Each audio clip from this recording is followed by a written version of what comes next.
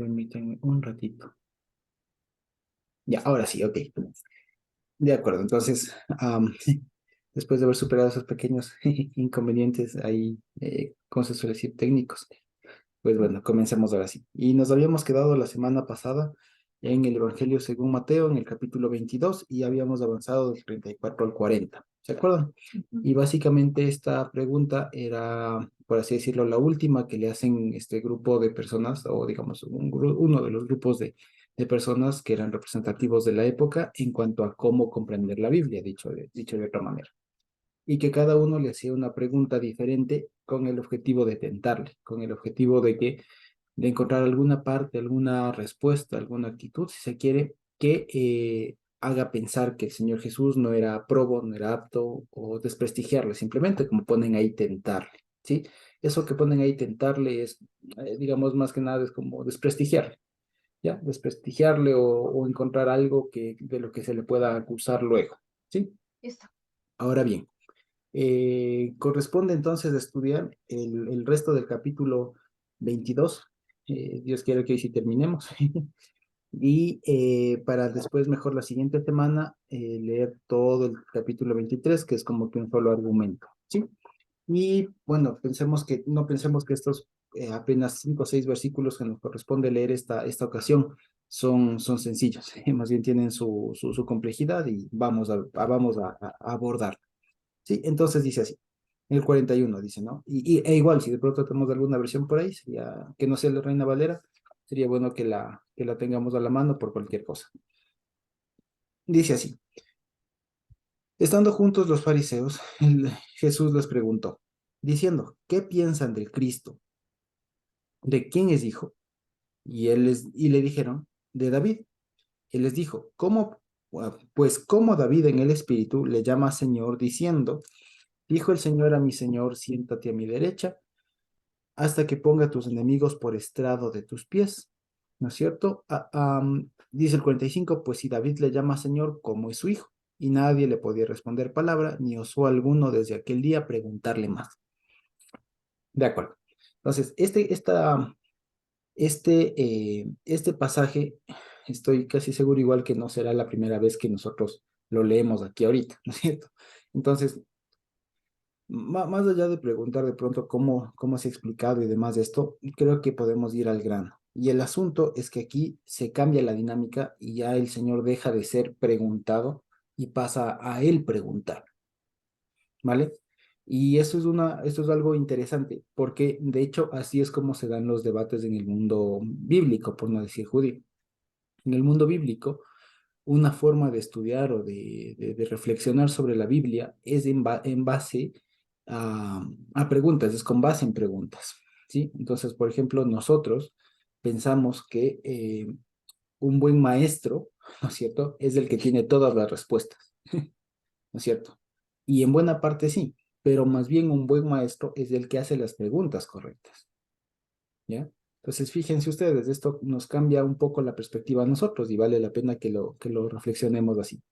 Un buen maestro para nosotros es aquel que al que le preguntamos sabe todo, ¿no? Aparentemente sabe todo. Pero resulta que en realidad, o más bien, y no solo bíblico, incluso en la práctica igual, un buen maestro, un buen profesor, es aquel que el que más bien puede hacer bien la pregunta. Y ahora me explico por qué. A veces nosotros pensamos que el dominio de un tema está en responder preguntas, pero en realidad, y yo les cuento porque esto lo he notado a propósito de algunas cosas que el Señor me ha permitido hacer como ayudante de cátedra, y es que realmente se comprende digamos, o se determina, digamos, o se comprueba que alguien ha aprendido un tema cuando puede realizar una pregunta clara al respecto. ¿Ya? Entonces, por ejemplo, y les voy a poner un ejemplo que va a ser muy risible, muy, muy chistoso, pero que nos va a hacer reflexionar. Todos sabemos aquí sumar, ¿no es cierto? Ahora, yo les dijera, si yo les pregunto a ustedes, ¿qué es la suma? ¿Qué me responderían? ¿Qué me responderían si yo les pregunto, ¿qué es la suma?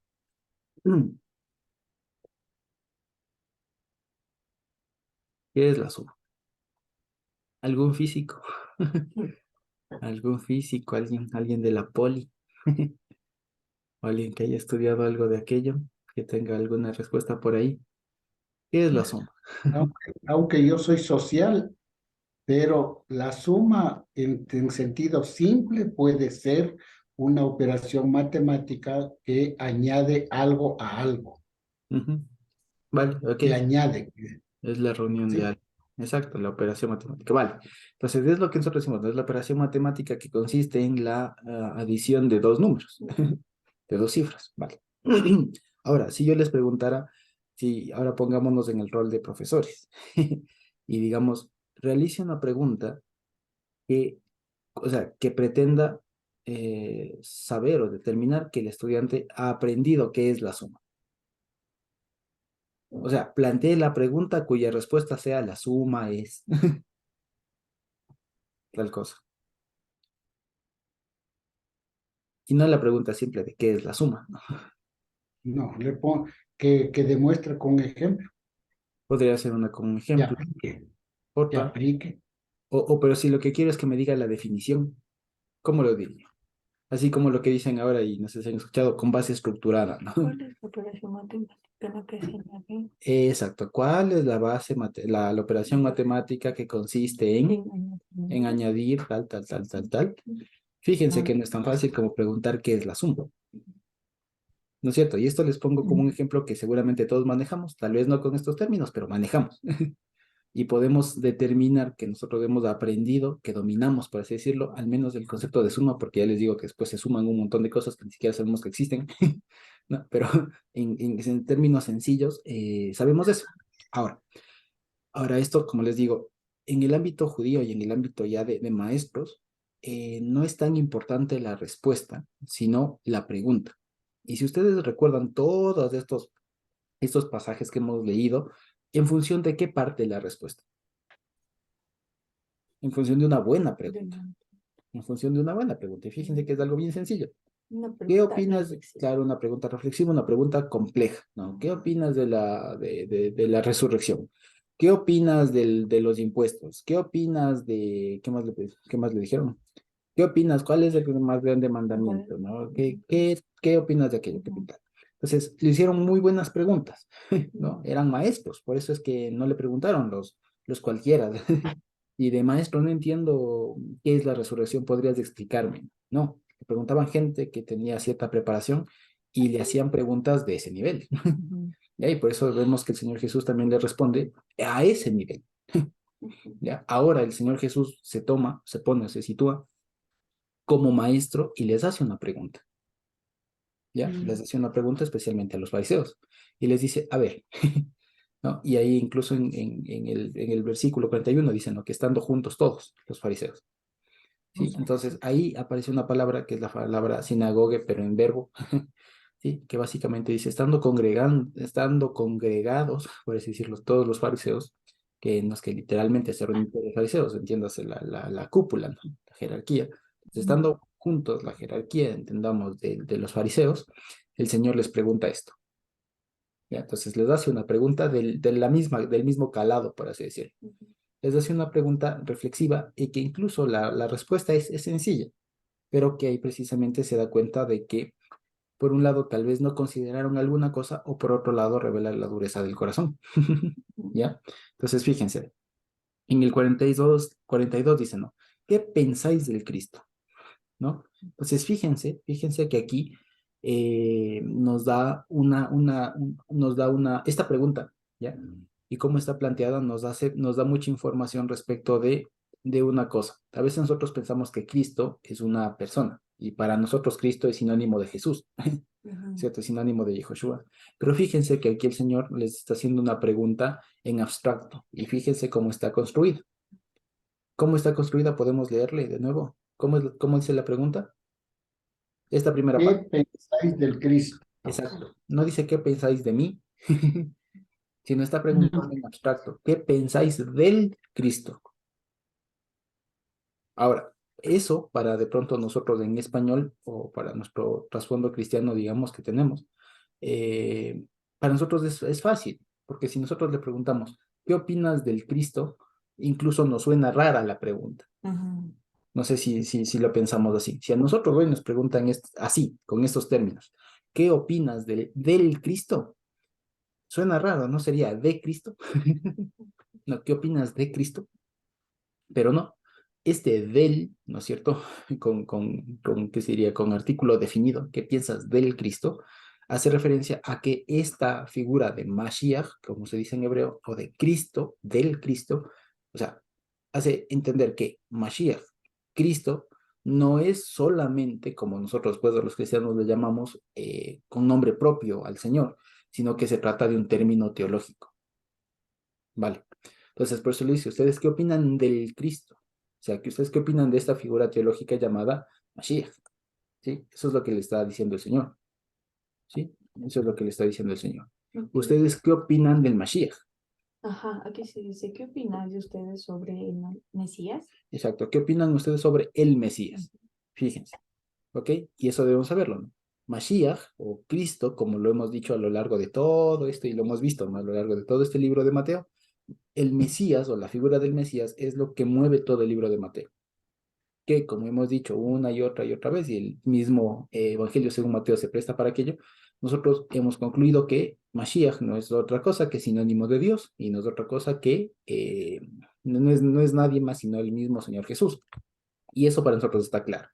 Pero aquí resulta que hay alguna cosa que de pronto a nosotros nos ayuda mucho el fortalecerlo, ¿ya? Y es que si nos preguntamos, ¿por qué el Señor Jesús es el Mashiach? Ahí nosotros tendemos a trastrabillar un poco, ¿no es cierto? Porque nosotros lo asumimos así y decimos, y está bien, no decir, Yehoshua es del Mesías, ¿no? O sea, Jesús es del Mesías, vale, de acuerdo. Pero resulta que cuando nos hemos preguntado de por qué, y cuando nos preguntamos por qué, no es solamente, y a veces las respuestas son subjetivas, ¿no? Porque Él me salvó, porque Él me ama, porque tal. Pero más allá de eso, y siendo un poco más rigurosos, la pregunta sería, ¿cómo usted determina o, o justifica, digamos, demuestra con argumentos bíblicos, ¿ya? Que el Señor Jesús es el Mesías, ¿vale? Mm, Y eso es un aspecto al que muy poco se ha tratado, digamos, muy poco se ha tratado, por alguna razón, no la sé muy bien, pero por alguna razón esa parte no se ha tratado muy bien. Y creo que a nosotros nos ha tocado, más bien, digo a todos, en esta época es una muy buena oportunidad para fortalecer eso que nosotros ya sabemos. Sí, entonces no es una cosa que no sabemos que Cristo es el Mesías, que Joshua es el Mesías, que Jesús es el Mesías, eso es algo que lo sabemos.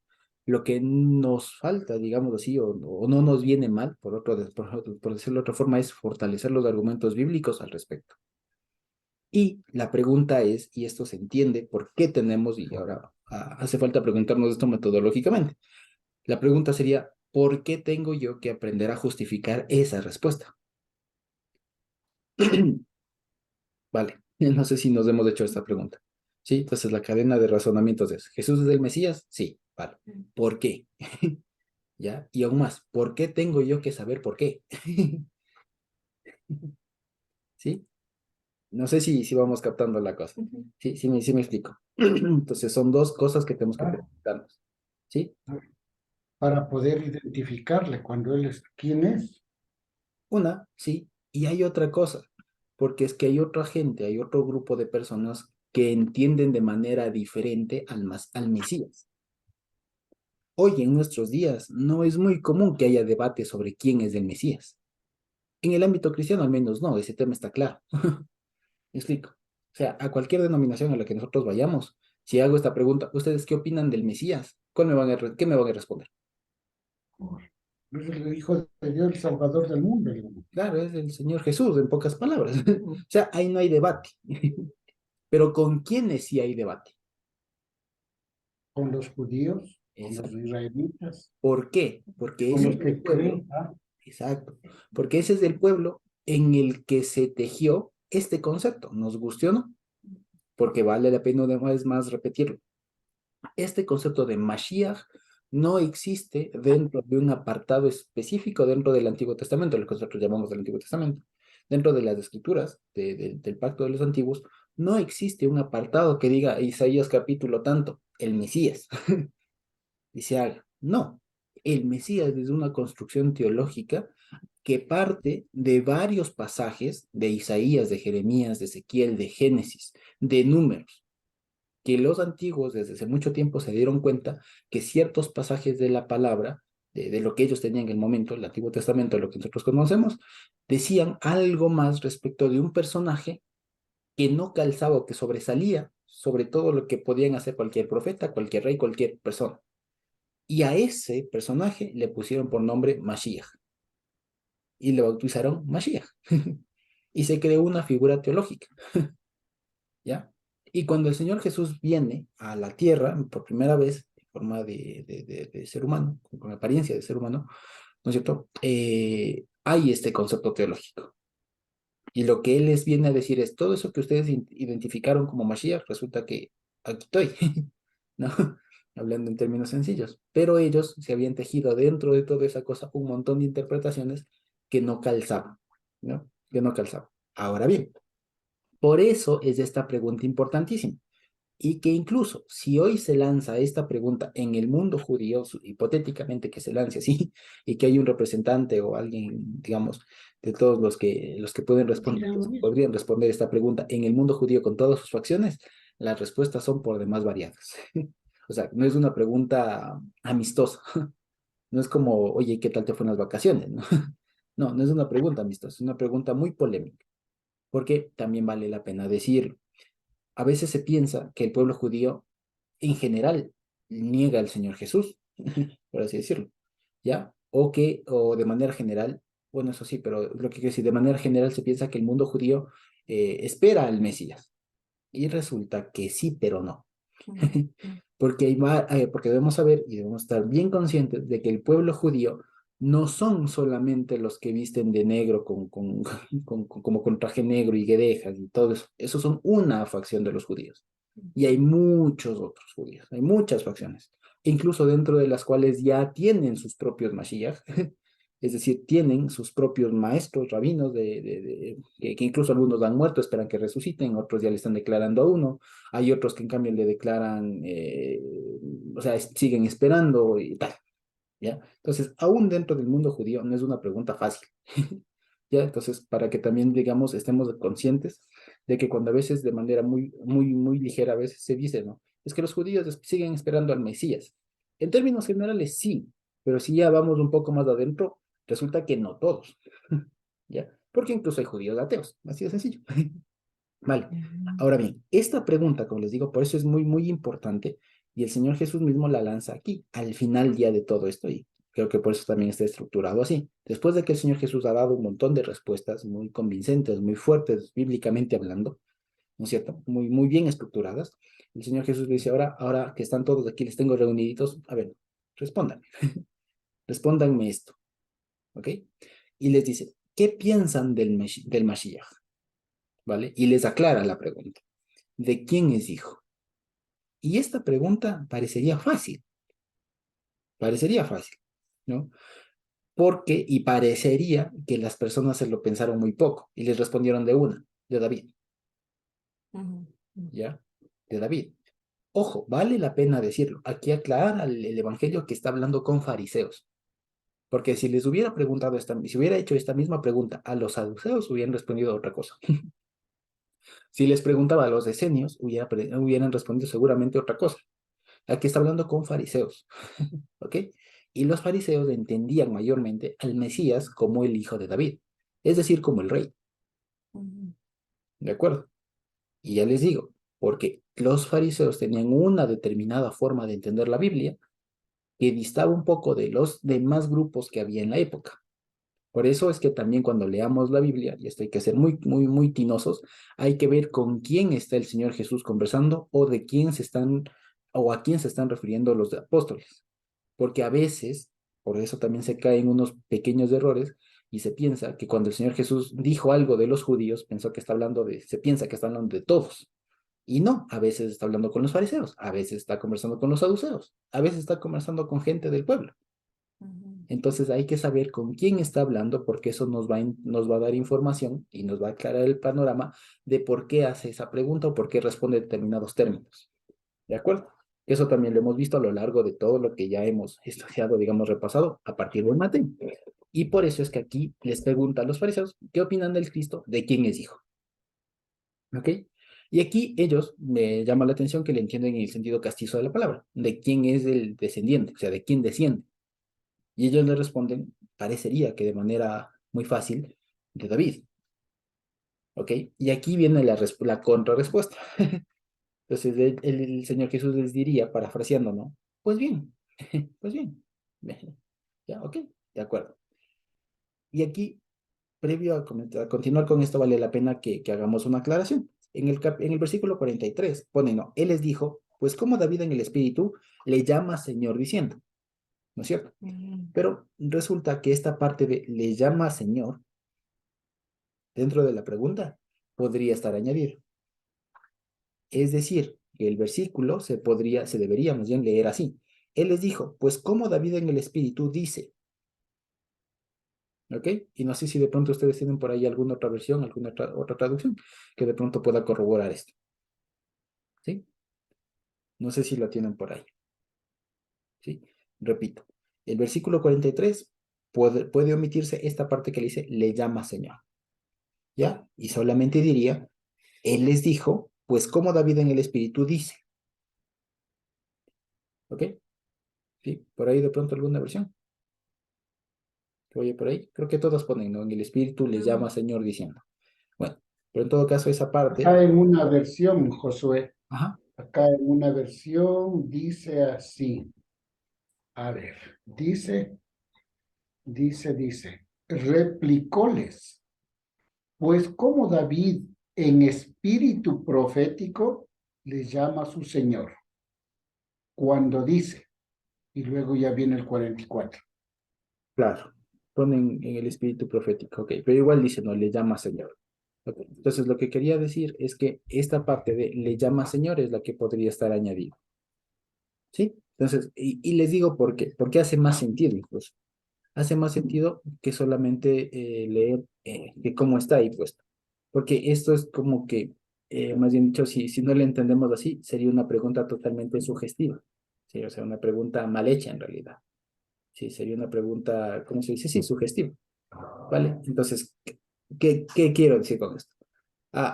De hecho, da más pie para entender que Jesús les haya preguntado de manera general, pues como David en el espíritu, o en espíritu, ¿no es cierto? Dice, y cita el salmo, ¿ok? Sin sugerir nada, ¿ok? Entonces, leamos de así, ¿vale? Él les dijo, pues como David en el espíritu dice, ahora sí, pues seguimos. El 44, dijo el Señor a mi Señor, siéntate a mi derecha hasta que ponga a tus enemigos por estrado de tus pies. Y la reflexión, pues si David le llama Señor, ¿cómo es su hijo? ¿Ok? Pequeño detalle. Ahora bien, aquí ustedes pueden ver, y de pronto sí tienen en sus ¿cómo se llama? En sus concordancias, ahí al final, las notas del pie que suelen tener algunas versiones, pueden ver que se está refiriendo al Salmo 110, 1, Ajá. ¿cierto? Salmo 110, 1. Ahora bien, podemos ir al Salmo 110, 1 a ver cómo dice. Claro. ¿Sí? Y si todos vamos ahí con las Biblias sería buenísimo. No perdamos Mateo. ¿Ya? Y voy a compartir la pantalla. Dice Ahorita. así, a Gracias. ver, dice así. Ujú. Salmo 110:1 dice, Jehová dijo a mi Señor, siéntate a mi diestra hasta que ponga tus enemigos por estrado a tus pies. Ok, entonces veamos aquí. Salmo 110 de la Reina Valera 60, ¿no es cierto? ¿Cómo dice? Y ya le leo de nuevo acá. Dice así, Ujú. estoy con otra. Dice, Jehová dijo a mi Señor, siéntate a mi diestra hasta que ponga a tus enemigos por estrado de tus pies. Es la misma. Ok, ahora, ¿cómo leemos en Mateo? ¿Cómo dice en la Reina Valera igual?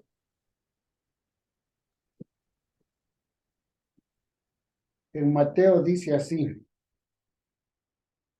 44. Dijo el Señor a mi Señor, siéntate a mi diestra hasta que ponga a tus enemigos por estrado de tus pies. Ok, entonces dice. Dijo, y le ponen así, ¿no? Dijo el Señor a mi Señor, y creo que le ponen con mayúsculas, ¿cierto? A ver, sí, con mayúscula los dos señores. Dijo el Señor a mi Señor, siéntate a mi diestra hasta que ponga. A tus enemigos por estrado de tus pies. Ok, entonces, a ver, y aquí viene el asunto. En la versión de, y aquí viene una cosa, un detallito. En la versión griega resulta que no hay cómo traducir, ¿no es cierto? Es un juego de palabras, más o menos, no es tanto un juego de palabras. Ahora vamos a ver. En la versión en español resulta que, más bien dicho, en griego es un poco complicado traducir este pasaje por una sencilla razón. ¿Qué notan de diferencia aquí, en estos dos versículos? En estas dos traducciones, digamos, la de la que contiene el Evangelio y la que tiene la misma Reina Valera, pero en Salmos. ¿Cuál es la diferencia? Esta primera parte, ¿no es cierto? Ujú, sí. Claro, que dijo ahí, le pone, dijo YHWH. Sí, lo que Y traduce en acá Jehová. dice el Señor. Exacto. Entonces, aquí viene el asunto. En Mateo se pierde este asunto. Entonces, del Señor a mi Señor, ¿no es cierto? Entonces, aquí debemos saber que ahí está apareciendo en hebreo el tetragrama. ¿Por qué está citando el Salmo? ¿Cierto? Dijo Hashem, si ustedes prefieren, a mi Señor, ¿no es cierto? Entonces, hay un mensaje que Dios le está diciendo al Señor de David. Ujú. ¿Ok? Ahora bien, vale. Entonces, aquí lo primero es que quería, digamos, aclarar esto porque a veces cuando se suele explicar este pasaje de Mateo, se explica solamente desde Mateo y se hace, como decía Emilita, se hace una confusión, ahí se presta para confusión porque dijo el Señor a mi Señor y como que no, o sea, como que se pierde un poco el asunto. Aquí debemos saber que cuando dice la primera, el Señor, en el hebreo original está diciendo el Señor, digamos, aparece el tetragrama, ¿sí? Literalmente, si es que yo le traduzco del hebreo, el hebreo diría algo diferente dicho de el Señor a mi Adón, Ujú. ¿vale? A mi Adón y todo lo demás sigue igual, ¿ok? Siéntate a mi diestra hasta que sitúe a tus enemigos o a los que no te aman, como ustedes quieran, por estrado de tus pies, o sea, por alfombra, básicamente. Eso es lo que, por apoyapiés, Ujú. ¿de acuerdo? Ya, entonces fíjense, esto es lo que hay que saber. Ahora bien, todo esto ¿por qué? Y esto también tiene una influencia, una injerencia, digamos, una cosa muy importante para nuestros días, que era a lo que iba. Para nosotros está clarísimo que aquí el tema es que el Mesías, ¿no es cierto?, no es hijo de David, literalmente, ¿no es cierto? No es hijo de David. No obstante, al Señor Jesús mismo le decían, Jesús, hijo de David, ¿no es cierto?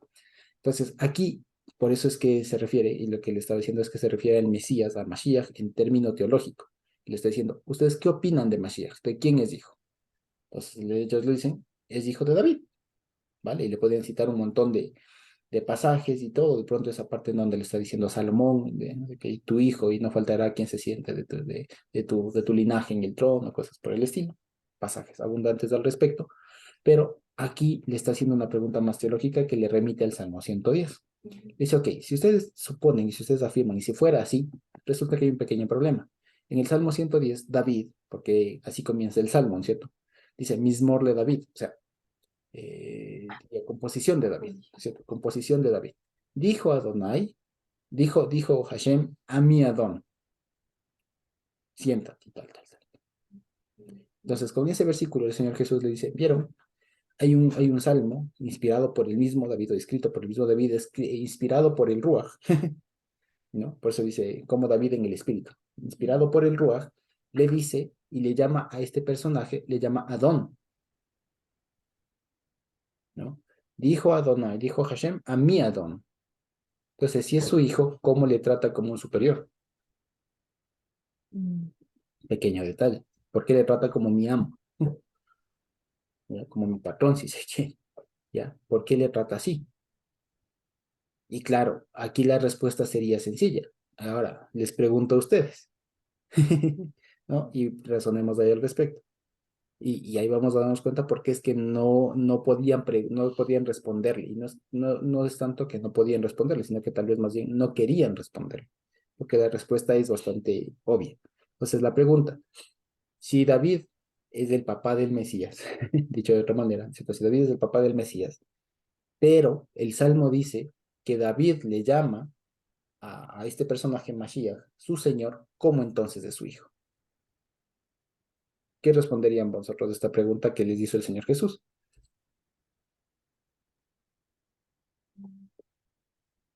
A ver, hagamos el ejercicio. ¿Cómo responderíamos nosotros a esta encrucijada que les puso el Señor Jesús ahí? Nos hemos planteado así. Milita.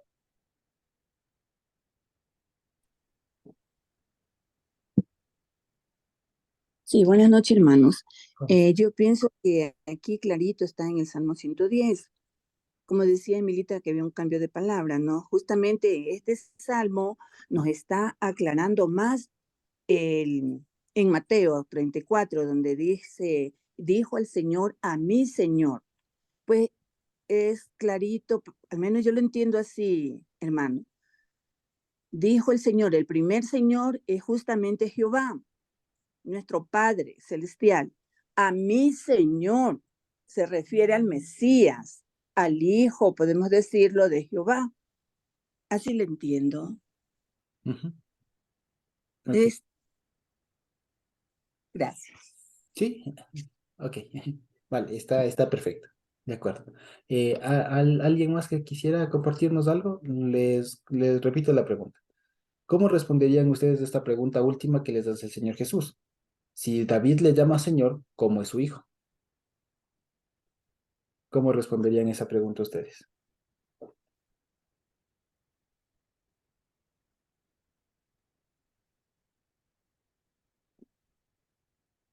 A ver. ¿Cómo? Diga, diga, diga, diga. ¿Alguien por ahí? ¿Sí?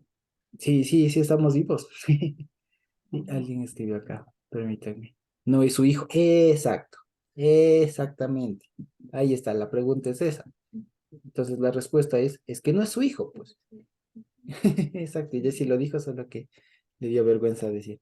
Entonces la respuesta es, no es su hijo, no es su hijo, no es hijo, si se quiere, no es hijo de David.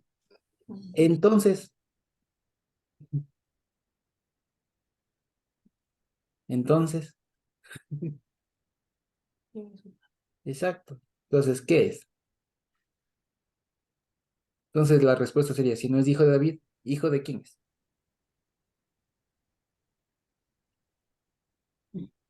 A ver. ¿De quién? De Hashem. De Dios mismo, exacto. Es hijo de Claro. Dios. Exacto, muy bien. Fíjense, exacto, esa es la cosa. Esa es la cosa. Ya, entonces fíjense que es un razonamiento que por eso, a esto apuntaba la respuesta del Señor Jesús, exacto, del portador de Dios, del heredero y demás. Pero resulta que a esto es a lo que apuntaba. Y resulta que hay una cosa que a los judíos les cuesta mucho, como cualquier persona, ¿no? Y es el reconocer que se equivocaron. Y es más, es reconocer que se ha estado leyendo mal la Biblia. ¿Ya? Entonces, fíjense, la respuesta de los fariseos es pues, de David, clarísimo. Entonces el Señor Jesús les dice, no, aquí está el Salmo que dice otra cosa. Y entonces, claro, ellos se quedan ahí locos, dicen, no, pues es que nos está llevando a otra cosa que reformula todo lo que nosotros entendimos. ¿Vale? Y con eso se cae un montón de dogmas y todo. Entonces la respuesta es, el Señor, el Mashiach, no es hijo de David, es hijo de Dios directamente. Lo que nosotros no entendemos que es el portador de Dios, en otras palabras, es Dios mismo. ¿Sí? Y que aquí nada más que cuando leamos el Salmo 110, ¿no es cierto? Debemos de entender no en función de personas, ¿no es cierto? Sino en función de atributos. Dijo el atributo de juicio al Señor, o sea, a Dios mismo en atributo de dueño, por así decirlo, siéntate. Y que si ustedes se dan cuenta y revisan, por ejemplo, ahí les dejo de tarea, Ustedes pueden revisar en dónde aparece esta frase, siéntate a mi diestra o se sentó a la diestra, etcétera. Y resulta en el Evangelio nada más. Y resulta que este salmo está citado en varias partes. Uno de ellos está en Hechos 2:30 y algo.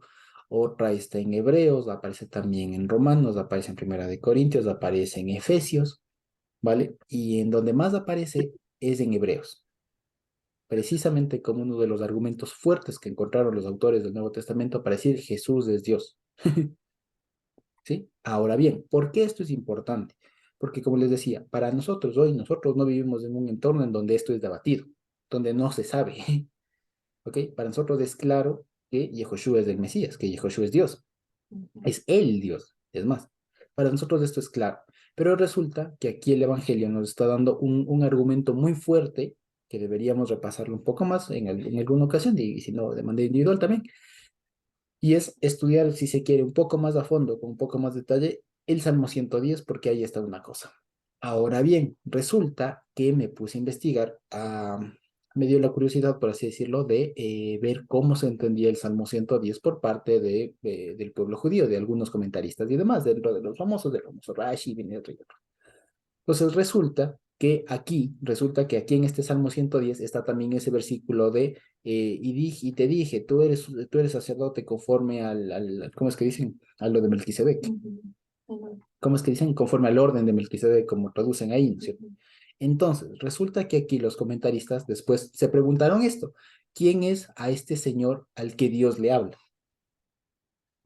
Porque es obvio que David está hablando de alguien más, ¿ya? Entonces, ¿de quién es? Entonces, y de alguien superior a David, que estaba hablando el rey por antonomasia, ¿no?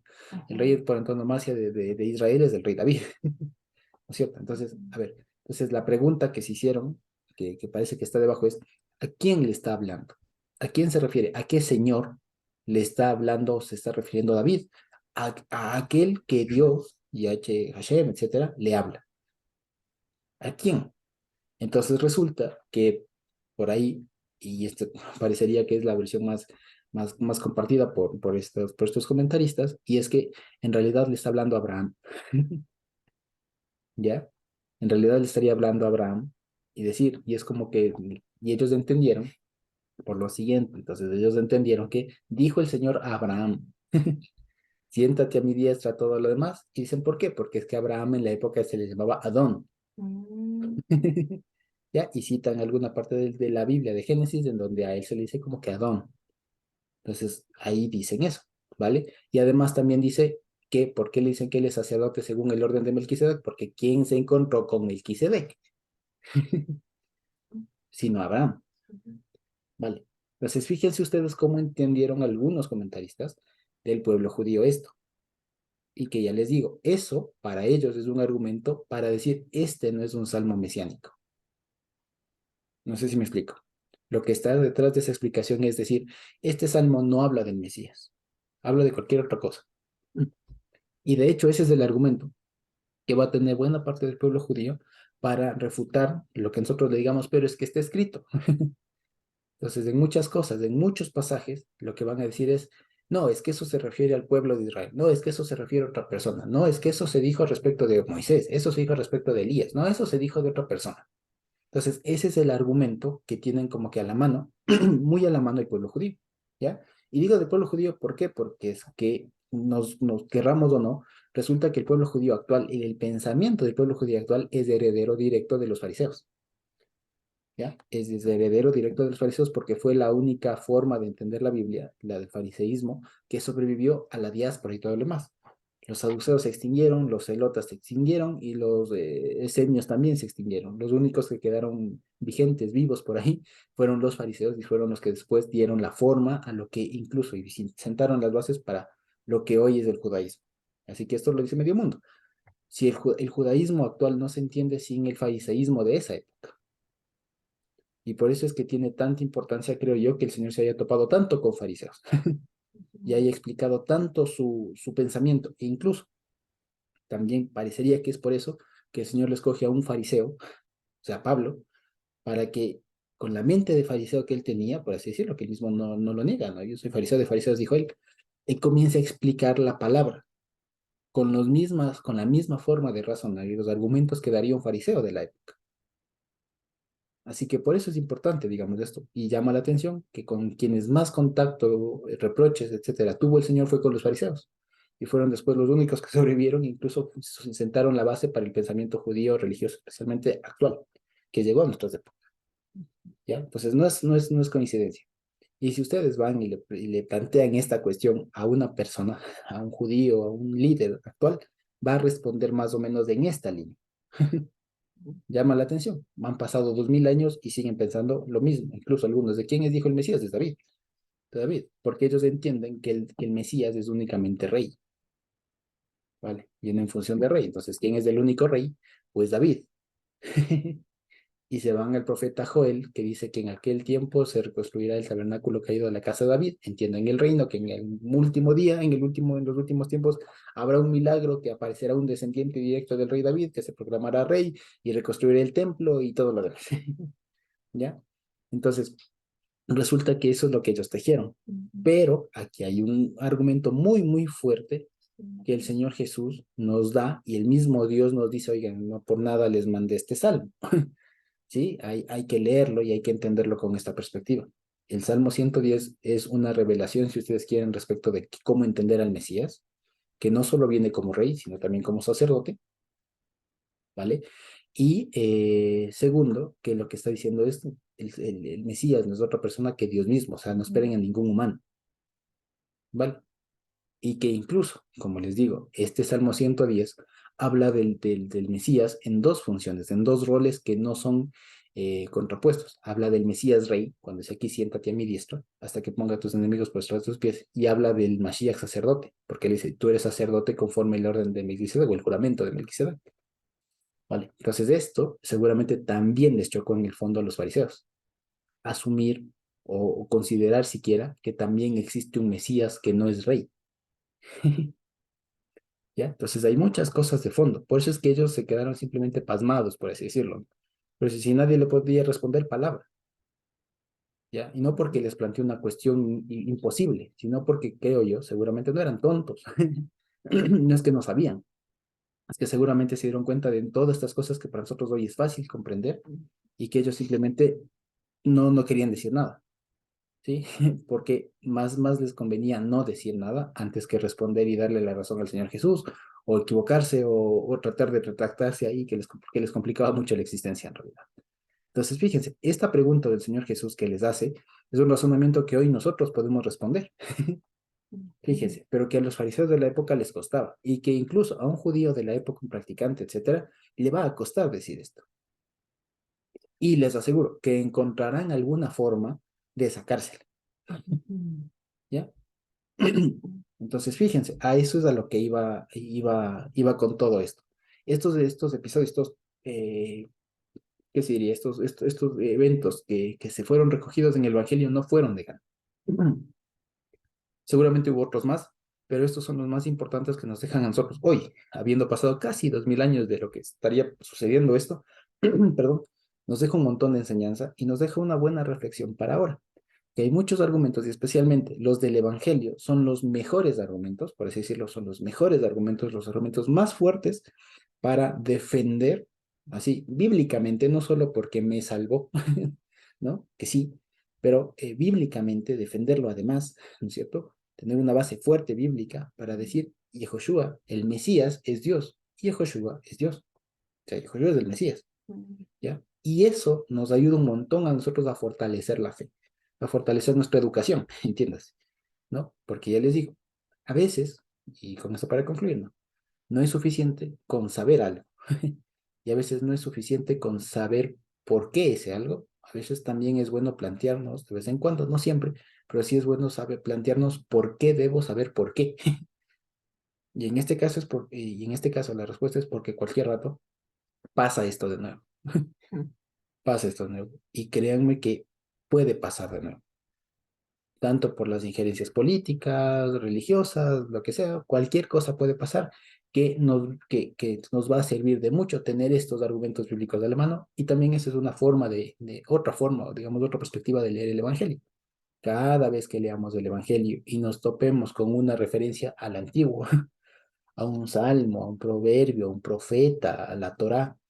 Esos no son otras cosas sino argumentos que nos están dejando ahí los apóstoles de cómo se debe entender mejor la Biblia y que nos deben dejar no solo la enseñanza de qué bonito Dios es amor, Dios es esto, Dios, no solo eso, que sí, pero también ya en este punto de la vida, imagínense una iglesia de 2000 años, debe tener también una educación lo suficientemente fuerte para decir esto y sostenerlo así como lo sostuvieron los apóstoles en su época, que a ellos les costó la vida, ¿no? O sea, y así de fuerte, ¿no? Así de fuerte. Por eso también ahora se entiende, porque hay muchas personas que a pesar de incluso ser líderes y tal, y tener algún cargo, digamos, viene, como dice el Evangelio, algún viento de doctrina y se lo llevaron. Y se fueron y terminan negando, terminan diciendo cualquier cosa. Y se entiende, porque es que a veces en el fondo no hay una buena, no hay educación, no hay educación buena, ¿sí? No hay educación buena. Y fíjense que no estamos yendo aquí a institutos y cosas por el estilo, simplemente es comprender los fundamentos de la Biblia, como diría Pablo, los rudimentos, ¿sí? Es comprender bien eso.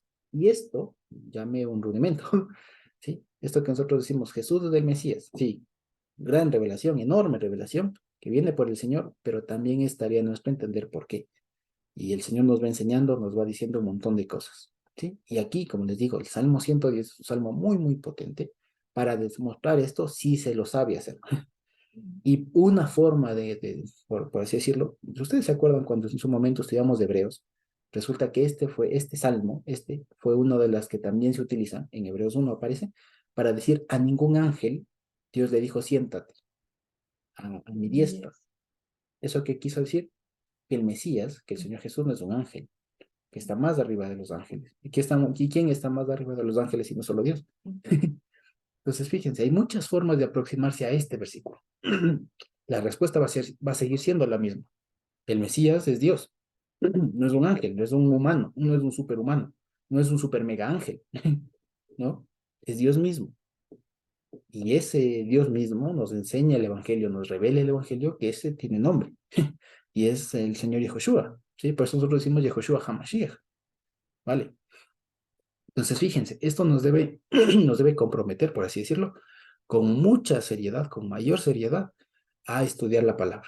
Digamos, estudiar la palabra con esa perspectiva de poder encontrarle al Señor Yehoshua, no solo encontrarle, sino también de poder fundamentar con la palabra que ese salmo es mesiánico, por ejemplo. ¿Ya? Entonces, fíjense, ya les digo, algunos judíos dirán, no, esto se le dijo a Abraham. Entonces, fíjense, y habría argumentos, y si lo pensamos, tendría en cierto punto sentido, ¿ya? Tendría en cierto punto sentido. Pero lo que el Evangelio nos dice, no, Señor, no está hablando de Abraham, me está hablando del Mesías.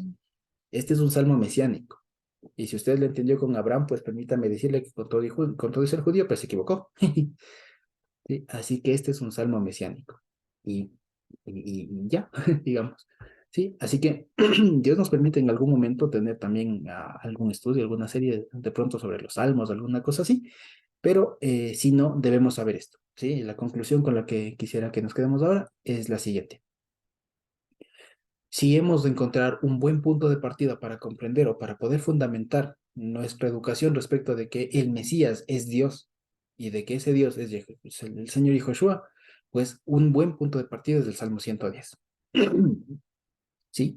Y con eso ya les digo, se tiene argumentos muy, muy fuertes, muy fundamentados para decir tal cosa. Y que ya van más allá y que son y que muestran incluso madurez, no solo estudio y tal, que muestran madurez de todos nosotros, si lo logramos hacer. ¿Vale? Y esto también nos revela, digamos así, que aún a nivel de los maestros y todos los demás, Jesús estaba de largo, ¿no? Porque les hace una pregunta bien hecha, ¿sí? Que era lo que también comenzábamos diciendo. El Señor es un maestro también por eso. Es un maestro, él es el que, no solo el que lo dio, el que lo sabe, sino que, o sea, sabe por qué lo dio, sabe por qué dijo lo que dijo, sabe por qué le inspiró a David cuando le puso a escribir eso. ¿Sí? Así que fíjense, no son solo cosas bonitas que están ahí escritas, que riman, que se pueden hacer canciones o que nos tocan, que nos conmueven.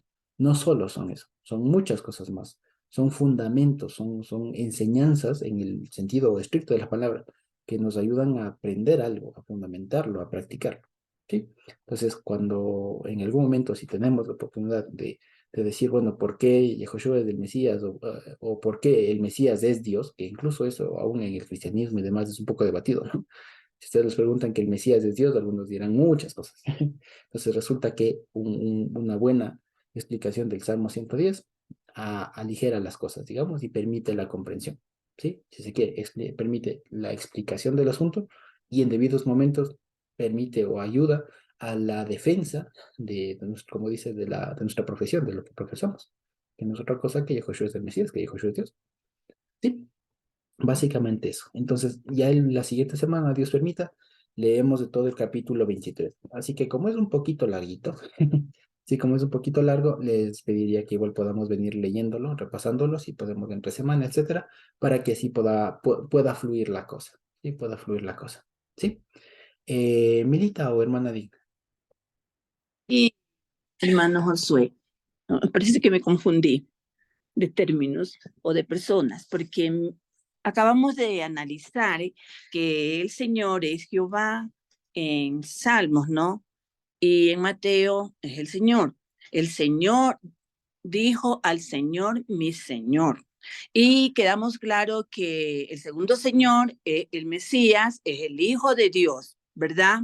No es hijo de David. Pero también usted dijo ahorita que el Mesías era Jehová. ¿Cómo me quedo ahí? Porque también los católicos dicen que es el Padre, el Hijo y el Espíritu Santo, son tres personas en una sola. Ahorita estoy aprendiendo con el Salmo de que son dos personas. Cuando pregunto, ¿no? ¿De quién es hijo Cristo? Entonces dijo que es de Dios mismo, ¿no? Pero vuelta ya usted dijo que era Jehová. Ahí ya me confundí. Perdone. Claro, no, no, y es una muy, muy buena pregunta. Eh, la respuesta sencilla y corta, digamos, está en Deuteronomio 6:4, ¿no? Lo que leíamos la anterior semana. ¿Cuál es el mandamiento más grande?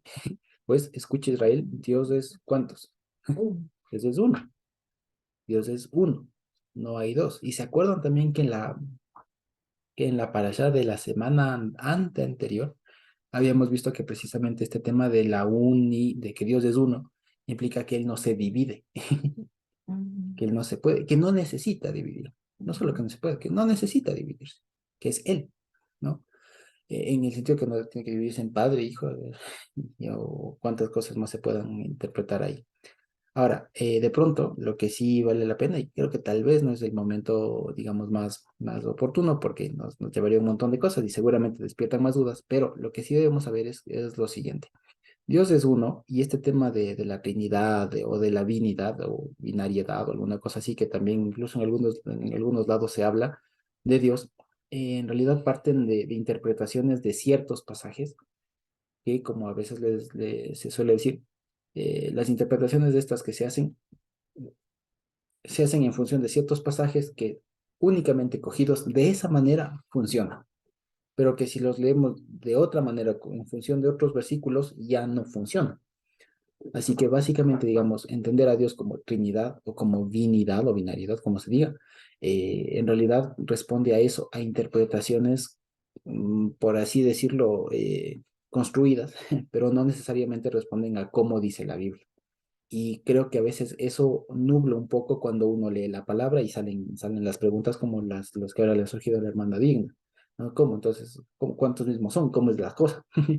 ¿No? Entonces, y es una pregunta muy, muy válida.